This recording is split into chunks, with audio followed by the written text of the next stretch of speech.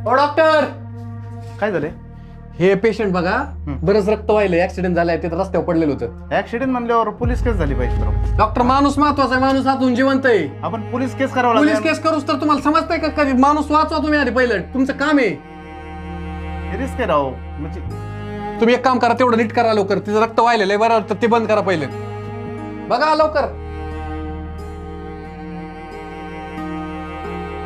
Pinto, dressing जाण रे.